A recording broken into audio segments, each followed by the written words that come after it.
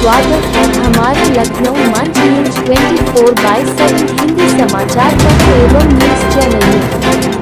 सही खबर, सच्ची खबर। कृपया सब्सक्राइब, लाइक, शेयर, कमेंट जरूर करें। इस समय जो हमारे देश के अंदर ऐतिहासिक कुंभ का मेला चल रहा है और देश विदेश से यहाँ पे श्रद्धालु लोग और साधु लोग आ रहे हैं, एक ऐतिहासिक पल है सर। इस संबंध में आप क्या कहना चाहेंगे? देखिए, निश्चित रूप से ऐतिहासिक अवसर है और 144 वर्ष के बाद ये सुखद संयोग आया है जिसको हम लोग देख रहे हैं। और भारत ही नहीं, पूरी दुनिया की दृष्टि इस कुंभ पे लगी हुई। मैं इसको एक आध्यात्मिक चेतना का जो अवसर है वो तो कुंभ है ही है, लेकिन इसके साथ साथ अगर हम खगोल विज्ञान की बात करें, अगर हम नक्षत्र विज्ञान की बात करें, तो किस तरह राशियों के परिवर्तन होने से कुंभ 6 साल बाद, महाकुंभ 12 साल बाद और देश के 4 स्थानों पर पड़ता है, ये हम सब जानते हैं।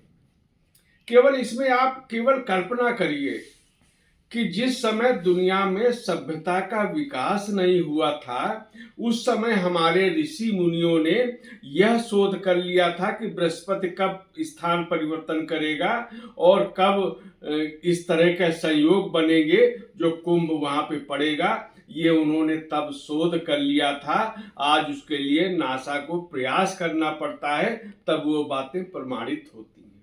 कितना विकसित हमारा विज्ञान रहा होगा। और हम विश्वगुरु थे, ये दुनिया भी मानती है। तो विश्वगुरु के साथ साथ एक आर्थिक रूप से हम महाशक्ति भी थे।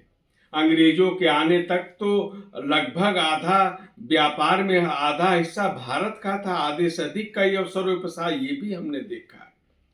अब कुंभ जैसे स्थल जो हैं, अभी आप देख रहे होंगे कि 2 लाख करोड़ से अधिक का अर्थव्यवस्था में बढ़ोतरी होने जा रही है। तो कुंभ का केवल आध्यात्मिक पहलू नहीं है, कुंभ का एक आर्थिक पहलू भी है। कैसे हम विश्वगुरु रहे होंगे, उनमें इन सब बातों का योगदान था। इसमें तीसरी बात आध्यात्मिक, आर्थिक और अब समाज की बात करें तो समरसता का संदेश। यही तो सनातन संस्कृति के संदेश को समझने की आवश्यकता है। समरसता कैसा? संगम में प्रवाह हो रहा नदी का, कोई भेदभाव नहीं है, कोई किसी की जाति नहीं पूछता है, सब उसमें स्नान कर रहे हैं, सब उसी सूर्य को जल अर्पित कर रहे हैं, सभी उसका आचमन कर रहे हैं जल का, पवित्र जल का, और अमृत स्नान हो रहा है। उस अमृत स्नान में बिना भेदभाव के पूरा समाज शामिल है। यह सामाजिक पहलू, और इन तथ्यों को हमको समझना होगा। अंग्रेजों ने डिवाइड एंड रूल पॉलिसी की, उस विस्तार में मैं नहीं जानता उसका हमारे समाज पे प्रतिकूल प्रभाव पड़ा। आज हम उससे आगे निकल रहे हैं। एकता का भाव जागृत हो रहा है, समरसता का भाव जागृत हो रहा है, अर्थव्यवस्था को प्रोत्साहन मिल रहा है, और भारत एक तरह से जो विश्वगुरु था, आर्थिक महाशक्ति था, उस दिशा में भी हम लोग धीरे धीरे आगे बढ़ रहे हैं। और इस अवसर पे आप सबका भी मैं बधाई भी देता हूँ। पूरा देश, पूरा विश्व इस नज़र लगाए हुए है।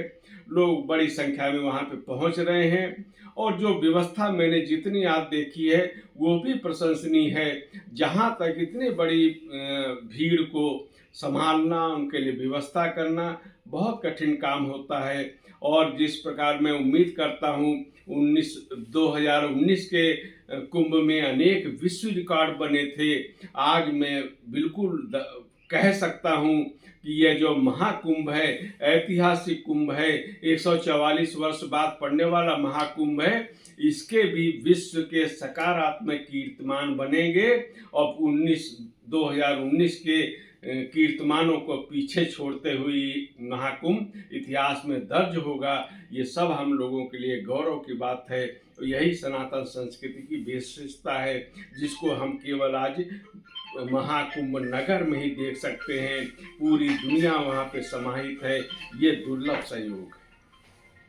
सर, हमारे चैनल के माध्यम से आपने देशवासियों को कुंभ के संबंध में बड़ी अच्छी बात बताई कि एक एक समरसता का संदेश पूरी दुनिया में जा रहा है। और ये बड़ी अच्छी बात, जिस तरीके से गंगा जमुना एक हो करके संगम का काम कर रहे हैं, इसी सभी जाति को, जहाँ के लोगों ने जाति के लोगों को बांटा है, सब लोगों को बिना किसी भेदभाव पे वहाँ नहाने का जो अवसर मिल रहा है, तो एकता का एक प्रतीक है। और इस प्रतीक के माध्यम से हम एक दूसरे को अपना भाई मानेंगे और बीच में हमारा जो भेदभाव है उसको मिटाने का काम होगा।